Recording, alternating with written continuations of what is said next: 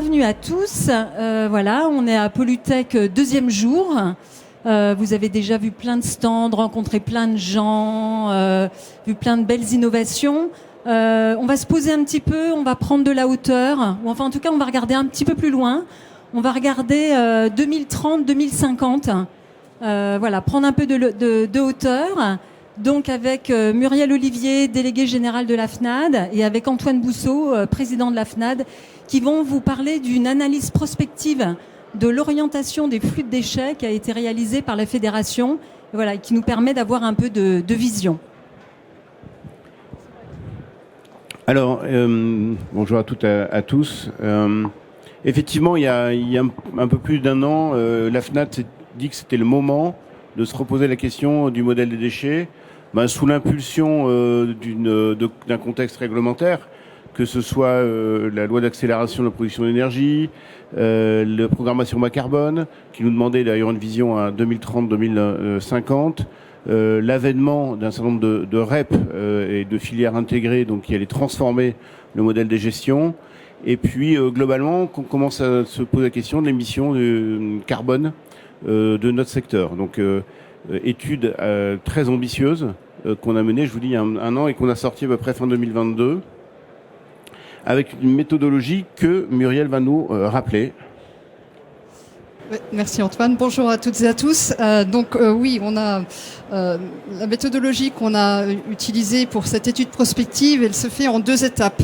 Une première étape qui est l'horizon 2030, qui est quelque part une étape qui est prévisible dans le sens où il y a la loi anti-gaspillage et économie circulaire qui fixe des objectifs. Il y a les décrets, les arrêtés d'application de cette loi et notamment tous les décrets liés aux nouvelles filières REP. Il y a les données connues sur les objectifs fixés aux REP existantes. Et puis, il y a également pas mal de données publiques sur le point de départ 2020, qui sont par exemple l'enquête qui a lieu tous les 2 ans réalisée par l'ADEME sur ITOM 2020, donc les installations de traitement de déchets ménagers, et qui a lieu tous les 2 ans. Donc on s'appuyait sur des données publiques pour 2020 et on s'appuyait sur des éléments de la loi AGEC, décret et arrêté, pour regarder quelle sera l'orientation des flux de déchets vers les différentes filières, donc vers le recyclage, vers la valorisation organique, vers la valorisation énergétique et vers le stockage de déchets non dangereux à un horizon 2030. Sur les biodéchets, il y a également dans la loi AGEC un objectif de généralisation du tri à la source des biodéchets au 1er janvier 2024. Et donc là, il n'y a pas d'objectif chiffré dans la loi, mais on s'est appuyé sur le retour d'expérience de l'ADEME sur les collectivités qui ont mis en place une collecte sélective de biodéchets. On voit dans le retour d'expérience que la moyenne, c'est 43 kilos par habitant et par an. Et donc, on est parti de ces hypothèses étayées par le retour d'expérience pour imaginer 2030. Pour tout habitant français, quel pourrait être l'objectif atteint. Et donc on est parti, pour donner cet exemple, sur 30 kilos par habitant, en se disant que ce qui a été déjà démarré, ça peut être dans des zones plus faciles que quand on généralise à toutes les collectivités. On est sur un périmètre déchets non dangereux, non inertes, donc des déchets ménagers et des déchets d'activité économique et non inertes. Par exemple, si on prend l'exemple de la filière REP bâtiment, produits et matériaux de la construction du bâtiment, ce qu'on a dans notre trajectoire, c'est surtout les déchets en mélange, où là on reprend les objectifs, mais en regardant aussi dans le rétroviseur, c'est-à-dire que sur la prévention, sur les 10 dernières années, on voit que on avait un objectif de moins 15%, on a fait moins 1%, et donc on a repris, il y a des vraies mesures dans la loi AGEC, comme la diminution du gaspillage alimentaire divisé par 2, l'obligation de développer les filières de réemploi pour chacune des filières REP à hauteur de 5%, la fin de la mise en marché des plastiques à usage unique. Donc il y a un certain nombre de sujets qui nous font dire que oui, la prévention, il y en aura et de plus en plus, mais peut-être pas au niveau de ce qui était prévu dans la loi, c'est-à-dire moins 15% d'ici 2030. Et on a plutôt ce moins 15% d'ici 2050. Donc voilà en gros le sujet. Alors après, à horizon 2050, puisque c'est notre deuxième étape, et après on parlera des résultats avec Antoine. À horizon 2050, donc là, il n'y a rien d'écrit à date en termes d'objectifs chiffrés.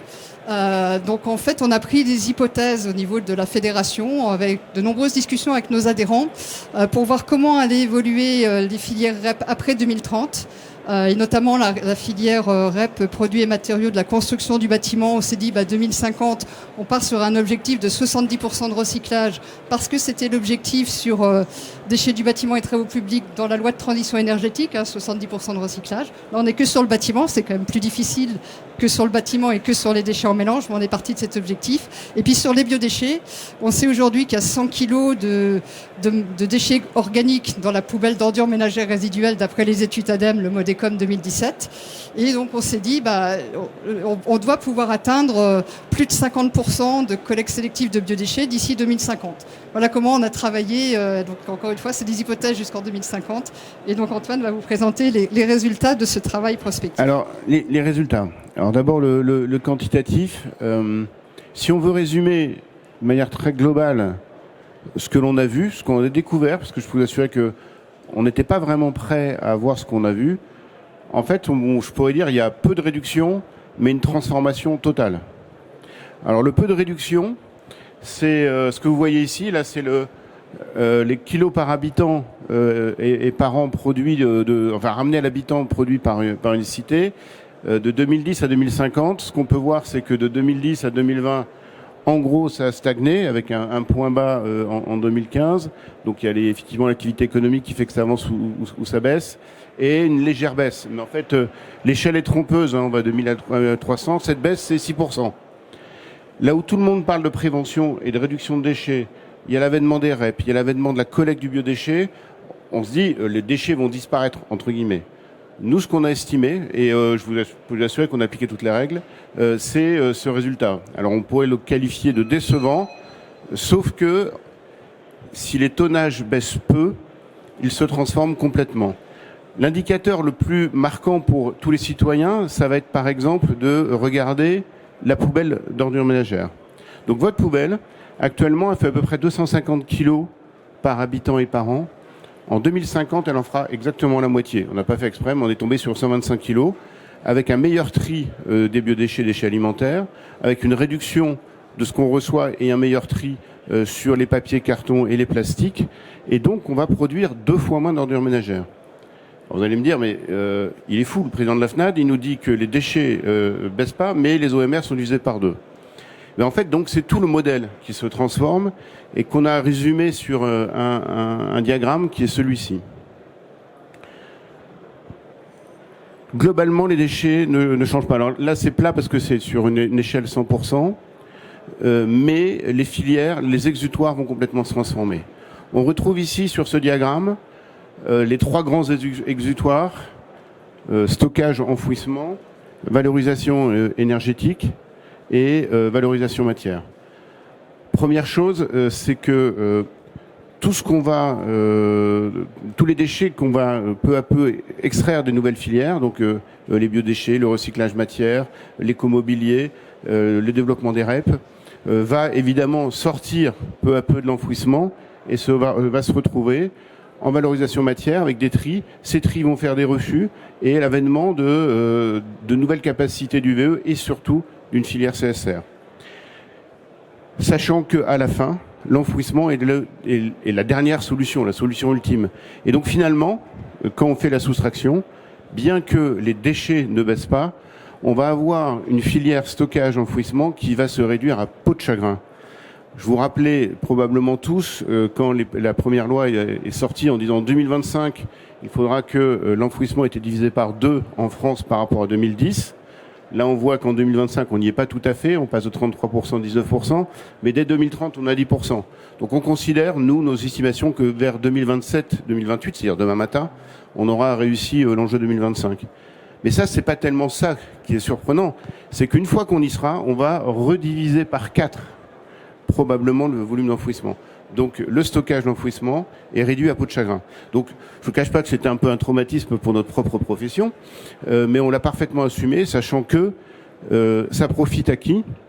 Ça profite à de la valorisation matière, on y reviendra après sur les grands chiffres, et ça profite à un développement de valorisation énergétique qui peut se faire très rapidement, et qui est très fortement souhaité par la France, avec une vision aux souveraineté énergie d'une part, et par exemple développement des réseaux de chauffage urbain pour les villes. Alors si on fait un focus énergie, vous avez ici, là aussi, un truc qui est un peu surprenant, mais ce qu'on pense être la réalité, ce que l'appelle la courbe en cloche. Donc on a l'impression qu'on va toujours faire plus de valo-énergie à partir des déchets. La réalité, c'est qu'on va en faire beaucoup plus en très peu de temps. On a annoncé, et on est prêt à le faire, on le verra après sur les engagements et la dynamique, à doubler la production d'énergie en France à partir des déchets. Actuellement, on fait à peu près 15 TWh. On pense qu'à 7-8 ans, donc dans un pas de temps très court, on peut passer à 30-35 TWh. Et donc le supplément d'énergie qui arrive, donc là vous avez les grands blocs, en bleu les UVE qui sont la très grande partie actuelle de la production d'énergie, en orange le biogaz issu des installations de stockage. Apparaissent peu à peu en 2025 deux nouvelles couleurs, les chaufferies CSR en marron et en gris le biométhane issu du biodéchet. En 2030, ces deux filières se développent encore plus. Évidemment, le biométhane issu des sites de stockage commence à baisser. Et en 2050, il n'y a quasiment plus, évidemment, de production de biométhane sur les sites de stockage, puisqu'on y met quasiment plus de tonnes, et les tonnes qu'on envoie ont quasiment plus de matière organique par le tri à la source.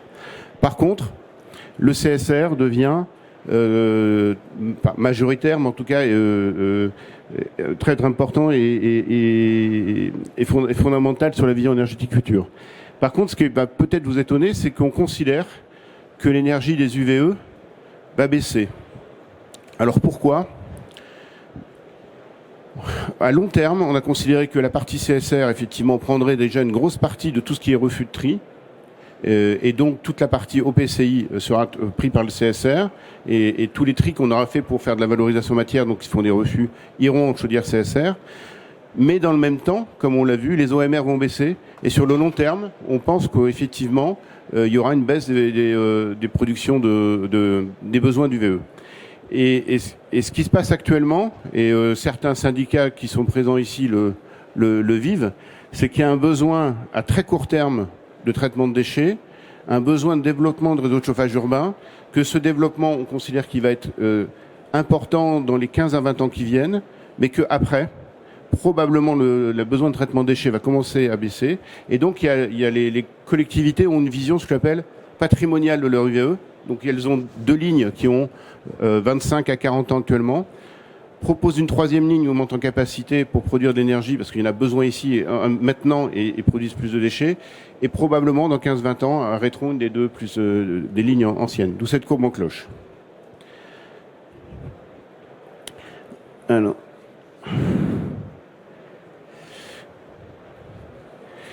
De cette première perspective qui était, on va dire, quantitative sur les tonnages, on a essayé d'en déduire notre feuille de route, dite la feuille de route bas carbone. Alors, on a trois axes. Le premier axe, en fait, on vient de le développer. C'est-à-dire qu'évidemment, avec cette transformation de modèle, on va produire moins de carbone. C'est-à-dire on va baisser les tonnages en enfouissement qui eux-mêmes produisent du méthane et donc on va faire moins de méthane. On va être beaucoup plus efficace sur la valorisation énergétique et puis en faisant du recyclage matière, on va avoir une trajectoire évidemment influente sur la prospective. Et puis par ailleurs, deuxième axe, on va diminuer les émissions propres à notre métier de gestionnaire de déchets.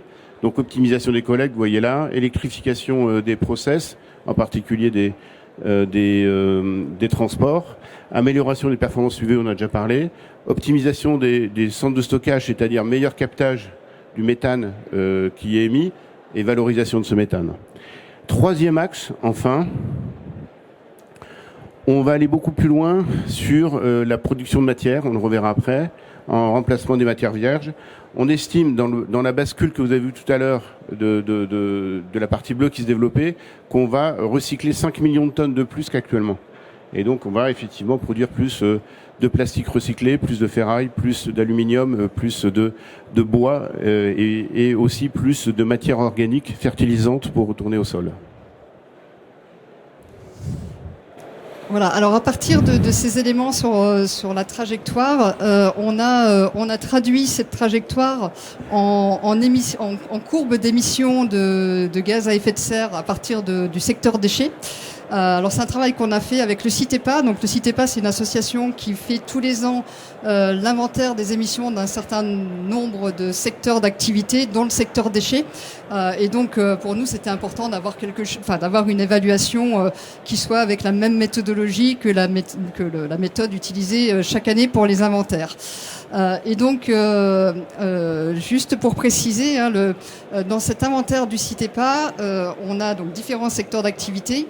Ce sont des inventaires qui sont réalisés sans prendre en compte les émissions évitées. Quand on parle de notre contribution à la décarbonation de l'économie, ce sont des émissions évitées pour d'autres secteurs d'activité au travers de la consommation des matières premières de recyclage, des fertilisants issus de déchets et de l'énergie issue de déchets. Donc ça, ce n'est pas comptabilisé dans les émissions des secteurs d'activité d'une manière générale, tout ce qui est évité. Donc c'est vraiment les émissions de la filière. Et donc le secteur déchets, par convention dans les inventaires, regroupe un certain nombre d'activités, dont le stockage de déchets non dangereux, le compostage, la méthanisation, le traitement des effluents urbains, les boues de stations d'épuration.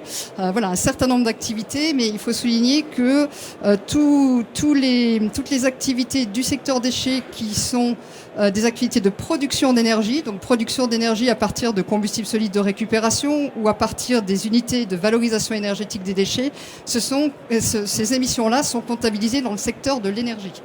La collecte, par exemple, pareil, c'est comptabilisé dans le secteur du transport. Donc ça, c'est des conventions, je dirais, des inventaires, et ce sont des conventions internationales pour calculer les émissions. Et donc c'est réalisé par le CITEPA. Je précise tout ça parce qu'effectivement, on verra une autre courbe ensuite. Donc là, ce qu'on montre dans cette courbe, elle traduit la trajectoire d'orientation des flux de déchets qu'on vient de vous présenter, avec les flux donc dans les différentes filières, et elle prend en compte également les engagements de la filière, on va y revenir après, sur l'efficacité énergétique des unités de valorisation énergétique et enfin c'est pas dans cette courbe mais dans la suivante, je vais y revenir, et puis ça prend en compte l'amélioration de l'efficacité du captage du biogaz sur le stockage par exemple. Et donc là, en prenant cette trajectoire qui est l'orientation des flux de déchets vers les différentes filières et la composition des déchets qui va évoluer avec moins de déchets organiques en centre de stockage, la conséquence du tri à la source des biodéchets qui va se développer tel qu'on le montre dans la trajectoire. On arrive en fait, là vous avez l'année 2020 qui est l'année de référence du CITEPA. Il y a un dernier rapport sur 2021, mais nous on a pris les valeurs 2020 dans ce travail de prospective. Et donc vous voyez la diminution très forte des émissions du secteur déchets est représentée sur cette courbe. Les objectifs qui étaient fixés dans le cadre de la stratégie nationale bas carbone de la période 2. On est actuellement en train de travailler sur la période 3 avec la Direction Générale Énergie-Climat qui va mettre en consultation la stratégie pour la période 3 d'ici novembre. Mais là, sur la période 2, ce qu'on montre avec cette trajectoire qui traduit d'ici 2030 encore une fois, des objectifs législatifs et des mesures réglementaires, on est en dessous de la trajectoire qui était prévue dans la SNBC 2.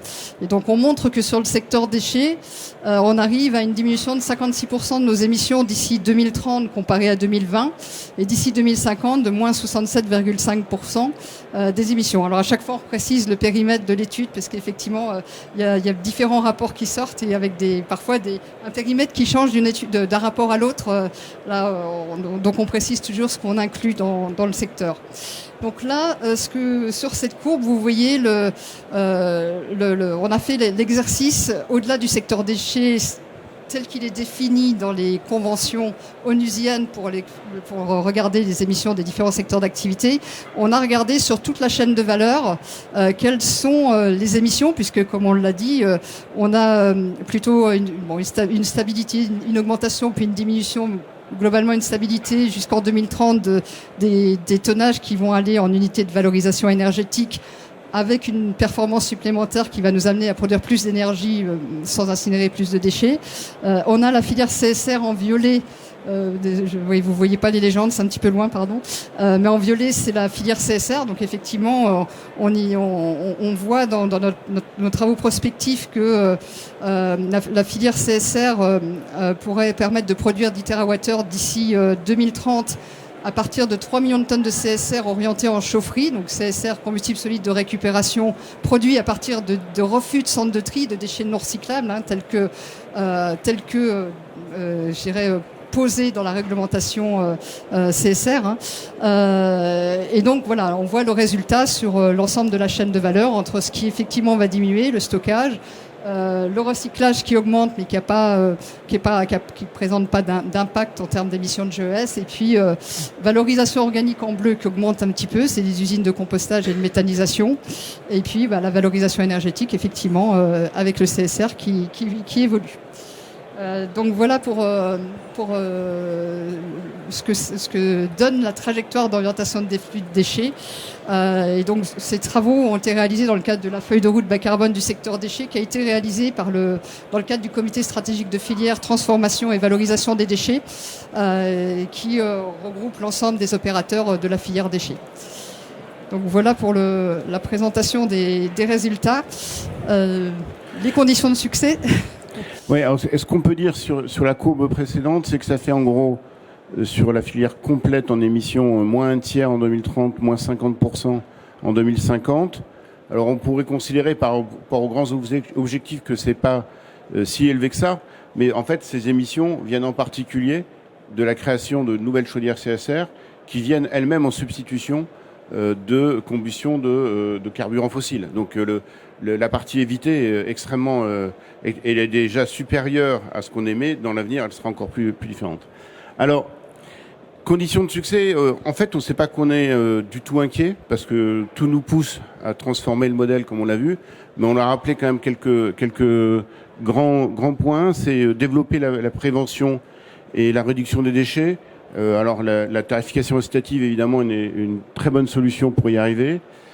Collecte des plastiques, je passe à la saison 2, après finalement l'abandon de la consigne pour la bouteille plastique. Tout le monde s'est mis d'accord sur le fait que globalement, on devait améliorer nos collectes des plastiques avec l'ensemble des améliorations qui ont été citées par la FNAD, par Amorce, améliorer les collectes dans le milieu public, dans l'entreprise et dans les lieux comme ici. J'espère qu'il n'y a pas de bouteilles plastiques qui vont se retrouver dans les OMR à Polytech. On le vit très fortement actuellement. Mise en place, on y travaille vis-à-vis de l'État français mais de l'Europe, de minimum d'incorporation des matières recyclées. Je ne sais pas si vous l'avez en tête, mais le PET, donc qui sont les bouteilles plastiques d'eau minérale, ont atteint des prix très élevés il y a 2-3 ans, enfin très élevés, plus élevés à ce qu'ils avaient habituellement. Pour la première fois, nos usines de recyclage de bouteilles ont été rentables, je dis pour la première fois. Et là, de nouveau, le pétrole a baissé, la matière vierge, donc faire du plastique à partir du pétrole coûte moins cher que le recycler. Et de nouveau, on est en grande difficulté pour revendre cette matière. La seule solution, la vertueuse, celle qui stabilise tout dans le temps, c'est d'imposer aux minéraliers, enfin aux ceux qui produisent les bouteilles, évidemment, de faire un minimum d'incorporation. Et là aussi, on est assez optimiste sur le fait qu'on puisse y arriver. Valorisation organique, il y a des choses surprenantes. 1er janvier prochain, donc on commence massivement en France, on a déjà beaucoup commencé, et on est dans le territoire lyonnais, c'est un très bon exemple, à collecter les biodéchets. On considère que ça va monter massivement, on parle de 5 millions de tonnes à terme, donc qui partent après dans des filières de méthanisation, parfois de compostage, et le but, évidemment, c'est qu'il y ait un retour au sol. Retour au sol pour éviter en particulier l'achat d'azote ou de phosphore, et donc pour faire un vrai amendement organique. Or, ce retour au sol est lié à un texte qui s'appelle le socle commun et qu'on nous promet pour le mois prochain depuis 2 ans ou 3 ans. Et sincèrement, il ne sort pas. Donc, vous imaginez la pression qu'une fédération comme la FNAD fait sur le gouvernement pour qu'il sorte. Il y a évidemment des tas d'enjeux entre le monde agricole, etc. N'empêche qu'il faut absolument qu'on soit rassuré sur cette capacité du retour au sol des nouvelles matières organiques. Sur la valorisation énergétique, il y a un axe très fort sur les routes de chauffage urbain. En gros, la France a décidé de doubler la capacité de ces réseaux de chauffage urbain dans les 10 ans. Donc en gros, faire en 10 ans ce qu'elle avait fait en un siècle. C'est très bien, c'est très vertueux. Et la première chaleur de ces réseaux de chauffage urbain, ce sont la chaleur des UVE ou potentiellement demain la chaleur du CSR. Donc évidemment, il faudra que ces développements de réseaux de chauffage urbain se fassent. Et puis sur le CSR, qui est les vrais nouveaux outils industriels très importants qui transforment le modèle, qui vont représenter 3 à 4 milliards d'euros d'investissement dans les années qui viennent, qui permettent à eux seuls, si on fait 3 millions de tonnes, de justifier une bonne part du doublement de l'énergie provenant des déchets, ont besoin de subventions. Et là, l'ADEME est en train de peu à peu nous donner des bonnes nouvelles. On les distille semaine après semaine, mais je pense qu'on va y arriver. Nous, on considère qu'on a besoin de 150 à 200 millions d'euros par an de subventions sur ces projets CSR dans les 4 ans qui viennent, et on aura transformé le modèle. Et transformer le modèle en termes d'engagement, pour nous, on essaie d'en mettre quelques-uns ici. Donc c'est en gros pour les entreprises de déchets 8 milliards d'euros d'investissement dans les quelques années qui viennent. C'est évidemment proposer des tas de services bas carbone. On a remis qu'un exemple ici avec les véhicules propres. La flotte de bennes ordures ménagères électriques est en train d'exploser. Certaines entreprises ont fait 3/4 des commandes cette année en BOM électrique versus évidemment le diesel ou le GNV. Donc doublement de l'énergie des déchets, on en a parlé. Développement d'une filière organique de biodéchets, on parle de 3 millions de tonnes en 2030, 5 millions de tonnes en 2050. Donc c'est une filière complète à construire. Alors construire, on va s'adapter à ce qui existe. Il y a beaucoup de méthaniseurs, par exemple agricoles, mais les biodéchets, et donc elle demande une collecte particulière, des zones de massification, parfois des conditionneurs, du compostage, de la méthanisation, du retour au sol. Donc il y a une filière quand même très significative. 5 millions de tonnes, c'est significatif à mettre en place. Et de la même façon, sur le recyclage des matières, on parle de plus 5 millions de tonnes d'ici 2050. C'est des centres de tri, c'est des déchetteries transformées, c'est des nouvelles filières, etc. C'est parfois des nouvelles usines très originales. Je pense au recyclage chimique du plastique, je pense au recyclage des batteries, voilà, il y a des grands projets qui arrivent maintenant, qui demandent des gros investissements et qui vont trouver leur place. Et puis sur les stockages, on a eu beaucoup de débats avec les services du gouvernement, donc on s'est engagé à faire un captage de 85% du méthane sur l'ensemble de nos sites de stockage d'ici 2030. Voilà, tout ça pour dire, on n'est pas du tout, je ne voudrais pas que mon message soit une sorte d'autosatisfaction. Ce que je veux simplement dire, c'est que le modèle se transforme complètement et que les entreprises déchets sont dans ce modèle-là, dans cette dynamique. On est prêt à suivre ce rythme-là. Et encore une fois, on est plutôt optimiste. Le résultat, il est bon ou il n'est pas bon, je suis pas là pour le qualifier, mais par contre, tout va changer. Enfin, je vous rappelle, ne serait-ce que votre poubelle chez vous, la poubelle d'ordures ménagères, elle va être divisée par 2 en quelques années. Ce n'est qu'une petite vision de l'ensemble de cette transformation. Donc on est optimiste, dynamique, enthousiaste, et on attend vos questions. Ouais, si vous avez des questions.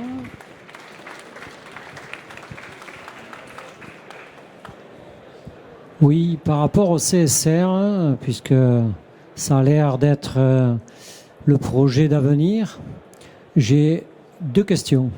La première, c'est par rapport aux chaufferies inférieures à 20 MW. Vous en pensez quoi? Est-ce qu'il faut qu'elles soient juste électriques? Est-ce qu'il faut qu'elles soient électriques et en même temps qu'elles injectent de la chaleur? Ça, c'est ma double question sur le CSR. Et ensuite, quand vous parlez du plastique et de la valorisation, on voit que ça suit le cours du pétrole et qu'aujourd'hui, la matière plastique est catastrophique pour les repreneurs. Y a-t-il des solutions pour essayer de stabiliser, autre que celle des fameux 20% dans les produits? Est-ce que vous voyez d'autres filières ou d'autres projets? Bon, alors sur la première question sur le CSR, donc effectivement les chaudières moins de 20 mégas, c'est pour éviter la taxe carbone. On n'en a pas parlé du tout de l'impact de la taxe carbone. il y a une pression énorme de l'Europe pour que d'ici 2028, l'ensemble de la filière incinération ou du moins combustion soit taxée carbone. Et donc finalement, les UVE, les chaudières CSR seraient même à la même enseigne, sauf peut-être effectivement les petites chaudières avec le seuil de 20 mégas, mais certains commencent à dire que le seuil de 20 mégas pourrait baisser. Enfin, il y a un moment, je crois que on n'y échappera pas, sauf à trouver une alternative. Je n'ai pas le droit de vous en dire plus, mais la FNAC travaille pour essayer non pas d'échapper à une fiscalité carbone, mais d'échapper à cette fiscalité carbone qui est la taxe carbone, en imaginant une TGAP climat. J'en dirai pas plus ici parce on va faire des communications dans le mois qui viennent. Et donc, par contre, sur la chaudière CSR, ce qu'on a fait, et on a réussi à être entendu, c'est qu'elle puisse produire de l'électricité et de la chaleur. Donc, ça s'appelle faire de la cogénération. Et donc, les nouveaux appels à projets de l'ADEME qui vont apparaître en 2024, alors j'espère que je dis pas d'idiotie, je sais pas s'il y a des gens de l'ADEME dans la salle, devraient intégrer ces deux types de chaudières, celle, on va dire, historique du modèle français qui produit que de la chaleur, et chaleur et électricité. Je sais pas si j'ai répondu à votre question, mais en tout cas, le modèle des petites chaudières CSR, parce que c'est le moins de 20 mégas, leur vraie difficulté, c'est un effet de taille, puisque effectivement, c'est quand même un investissement important pour une capacité relativement faible. Donc, les modèles économiques sont pas simples, et c'est celles qui demandent à être le plus supportées en subvention par l'ADEME, pour arriver à trouver leur équilibre. Deuxième sujet sur le plastique. Alors, il faut absolument arriver à trouver une filière qui soit désindexée du pétrole, parce que sinon on va finir par effectivement recycler du plastique et un coup sur deux ne plus savoir le valoriser. Donc le minimum, c'est d'obliger les uns et les autres à avoir de la réincorporation, c'est ce qu'on a dit. Est-ce qu'il y a d'autres solutions? Sincèrement, je n'en sais rien. Après, à trop réguler, on sait que c'est pas sain. Il faut quand même avoir un minimum d'économie de marché, y compris sur les matières recyclées. Donc j'ai pas de baguette magique. Mais en tout cas, commençons par avoir des taux de réincorporation significatifs et ça ira beaucoup mieux. Peut-être pour inciter à ces taux de récupération significatifs, on peut déjà, dans le cadre des filières REP, au travers de la modulation de l'éco-contribution, favoriser la réincorporation de matières premières de recyclage. Aujourd'hui, dans la loi AGEC, on voit que cette éco-contribution, elle doit être fonction de la recyclabilité des produits, du réemploi possible et tout ça, et de la réincorporation. Donc là, si on pouvait, dans toutes les filières REP, très rapidement, jouer sur cette modulation de l'éco-contribution, ça pourrait être incitatif avant de parler d'obligation d'incorporation qui se discute peut-être plus à une échelle européenne. Par ailleurs, je vous rappelle qu'il y a aussi des objectifs de baisse de consommation de plastique. Dans le même temps où on dit on veut plus recycler, il y a un objectif de diviser par deux, par exemple, la production de bouteilles plastiques. Et donc, si on recycle une bonne part du plastique, effectivement, il faudra que peu à peu la réincorporation soit quasiment du produit pur. Sinon, on n'y arrivera pas. Donc, il va falloir trouver les instruments, je les ai pas là. Oui, bonjour. Merci pour votre exposé. Deux questions. Comment vous appréhendez au niveau de la FNAD ce qu'on constate depuis 6 à 8 mois, c'est une chute quand même extrêmement importante de la production d'OM. Donc, je crois un phénomène assez national. Et deuxième question, en prolongement un peu de ce qui a été dit sur le CSR. On voit bien l'évolution, l'impression, ça y est, on a trouvé quelque chose de merveilleux avec le CSR, sauf que très concrètement aujourd'hui, on a un marché du CSR où en tant que producteur, on est quand même obligé de payer pour se débarrasser du CSR à des coûts qui font que l'équilibre économique n'est pas garanti aujourd'hui pour des producteurs qui voudraient se lancer, en particulier sur du CSR à base d'OM ménager. Ok. Alors, première question. Oui, la production d'ordures ménagères actuellement baisse et baisse beaucoup plus vite que la courbe que vous avez vue là. On sait qu'il y a le cumul de deux impacts. L'impact de ce qu'on a vu, c'est-à-dire effectivement, on demande aux gens de trier et je pense qu'ils trient mieux.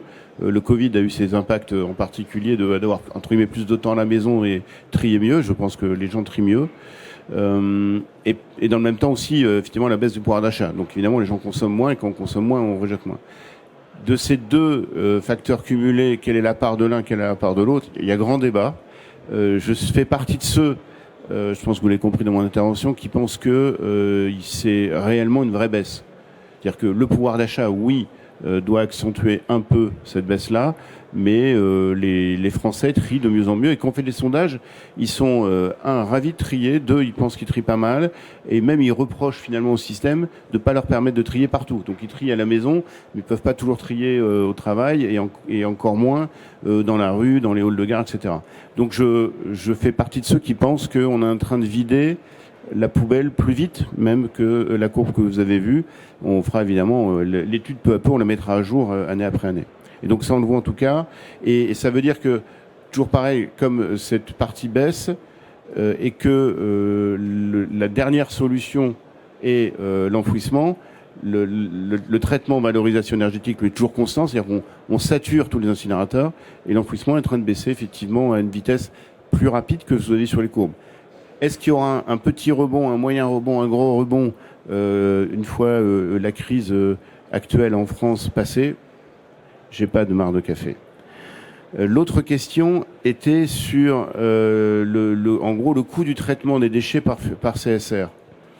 Alors, il y a plusieurs types de CSR. Il y a le CSR entre ce qu'on appelle naturel, tout ce qui est refus de tri, des tris de collecte sélective, des TMB, etc. sont des CSR quasiment naturels. Il n'y a pas de surtri, il n'y a pas de traitement complémentaire, et le CSR est extrêmement, me semble-t-il, compétitif.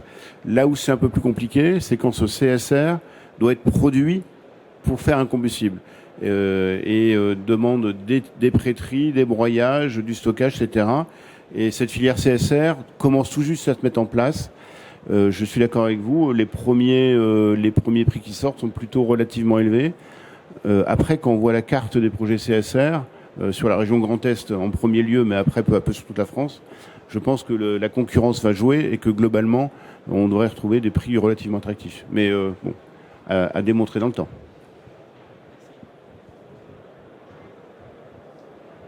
Bonjour, merci pour cette présentation qui était synthétique et claire. La filière biodéchets, qu'elle soit pour les ménages ou pour les entreprises, elle commence avec le citoyen ou la personne qui travaille par exemple dans un restaurant. Et ce dont on s'aperçoit, c'est que dans les ménages, finalement, il n'y a pas la place, pas les outils et surtout pas la connaissance de ce tri. C'est un peu la même chose dans les restaurants où quand c'est mis en place, c'est l'acteur qui doit vider dans le bon bac qui ne le fait pas et le restaurateur, c'est pas sa priorité. Et d'ailleurs, celui qui le fait, c'est pas sa priorité non plus. Il y a donc un changement de comportement absolu à la source parce que si on n'a pas le flux, on n'a pas le flux et on ne l'aura jamais. Et donc, est-ce que vous avez prévu que peut-être le gouvernement ou quelqu'un fasse des campagnes de pub pour éduquer ou dire comment trier et en quoi c'est fondamental pour le climat, pour la valorisation matière et pour le reste? Alors, je vais essayer de mettre un peu de mon enthousiasme habituel, surtout qu'on est, encore une fois, à Lyon, où il y a des grandes expérimentations qui ont eu lieu, avec une très bonne communication amont, vous avez raison, hein, la communication absolument clé, avec uniquement la mise en place d'abri-bac et une bonne communication, et du jour au lendemain, en gros, on a eu l'équivalent de 20 kilos par habitant par an d'un produit très bien trié, c'est-à-dire sans déchets. Alors après, une fois qu'on a dit cette belle histoire, comment on la renforce, comment on la transforme? Donc effectivement, il faut communiquer, adapter le type de collecte des biodéchets à l'environnement. Donc on ne fait pas la même chose en pavillonnaire qu'en bâtiment, on ne fait pas la même chose en centre-ville voilà. Il faut évidemment encourager le compostage en fond de jardin quand les gens ont des jardins. Donc il y a autant de solutions que de situations. Là, vous avez parfaitement raison, il faut beaucoup de pédagogie dans les restaurants en particulier. Je pense que le prestataire qui a pris la prestation biodéchets doit rentrer dans les cuisines, doit expliquer, doit challenger. Les prestataires qui font les collectes des poubelles peu à peu, quand il y aura des outils pour la collecte des biodéchets, devront, de la même façon qu'ils refusent certains bacs en disant il y a que du plastique dans votre bac OMR devront dire non, là désolé, de temps en temps, ce serait bien de faire un effort, traverser la rue et aller au point d'apport volontaire de biodéchets. Donc, il y a des aides, donc l'ADEME a des aides très importantes sur la partie préconfiguration et communication. Donc je pense qu'il faut que on y aille tous. Après, c'est quasi culturel. Se mettre à trier des déchets organiques fermentescibles dans lesquels tout le monde voit dès le lendemain des cafards, des mouches et j'en passais les meilleurs. Il y a des pays qui font ça depuis des décennies parce que c'est dans leur culture. L'Italie le fait très bien et l'Italie fait un peu plus chaud que chez nous encore.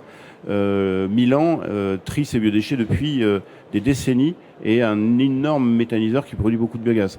Donc on va y arriver. Et on va y arriver. Il y aura toujours des endroits compliqués. De la même façon qu'il y a toujours des endroits, et quand je dis des endroits, c'est parfois des régions entières qui ont du mal à trier le plastique et le papier versus les ordures ménagères. Je pense évidemment à l'ère francilienne pour ceux qui connaissent les taux de collecte des plastiques. Dans ces endroits-là, ce sera peut-être compliqué, ça prendra plus de temps. Mais je pense que les 5 millions de tonnes, on les trouvera. Ça prendra du temps et beaucoup de pédagogie. Alors, un message national, oui, non. Le débat est ouvert. Il n'est pas simple. Il n'était pas simple, en tout cas, avant le 1er janvier 2024, puisque pour le coup, en termes de vitesse de déploiement, il n'y a pas deux régions de collectivités qui ont fait la même chose. Et donc, ça aurait été mettre en évidence une obligation à des collectivités qui n'avaient pas encore mis en place le système. Je pense que d'ici un an et demi, 2 ans, on va commencer à avoir des campagnes nationales. Ça sera nécessaire. Et tant pis pour les collectivités qui auraient pris du retard. Là, c'est les citoyens qui descendront dans la rue et qui exigeront d'avoir la solution. Une dernière question peut-être ? Oui.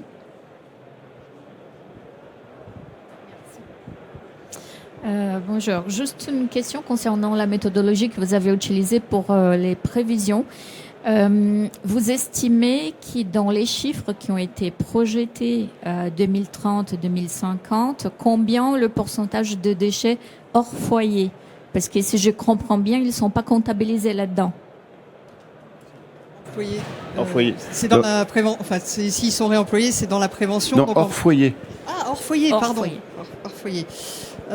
Ils sont dedans, c'est dans les déchets non dangereux, non inertes. En fait, sur le sujet prévention, on a pris donc des hypothèses un peu moins optimistes sur la prévention pour les déchets ménagers et assimilés, avec moins 15% à horizon 2050. Et sur les déchets d'activité économique, déchets non dangereux des activités économiques, on a pris une hypothèse de stabilité de la production entre 2020 et 2050.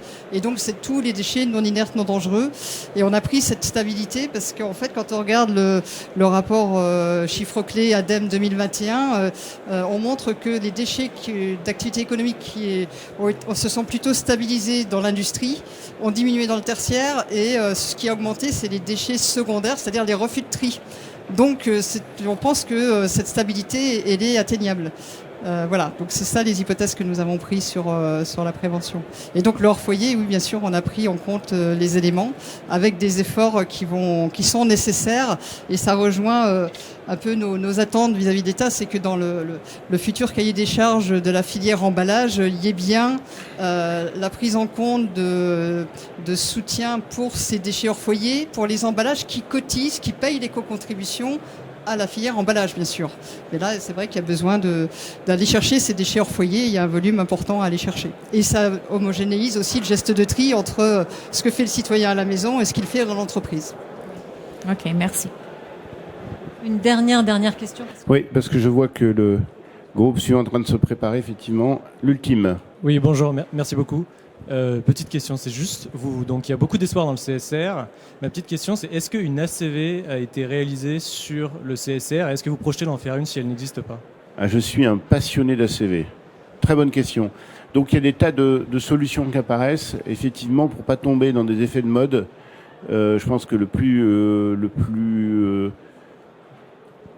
pertinent pour s'engager dans l'avenir, c'est de faire une ACV comparer des solutions à d'autres. Et donc là, par exemple, on est en train de lancer une ACV sur le retour au sol des fertilisants organiques versus tous les autres amendements. Sur la CSR, j'ai pas beaucoup d'inquiétudes, mais on pourra lancer une ACV C'est plus sur des solutions, des nouvelles solutions techniques type pyrogasification, etc., où on sent qu'il y a un peu un effet de mode parce que c'est nouveau, du moins sur une vision industrielle, et sur lequel il faut vraiment arriver à trouver, se poser dès maintenant les bonnes questions avant d'en lancer massivement sur le territoire. Mais on est fan des ACV, oui. Et pour répondre, juste pour compléter, l'ADEME a lancé une étude sur les déchets d'activité économique sur le CSR, dont une ACV sur la filière CSR. Donc c'est un travail auquel on participe, qui est fait par l'ADEME et qui est en cours en fait. Voilà, le temps qui nous était imparti est terminé. Merci beaucoup pour ces échanges, pour votre présence. Si vous avez d'autres questions, n'hésitez pas à venir sur le stand de la FNAD. Nous sommes Hall 3E71. Donc à très vite.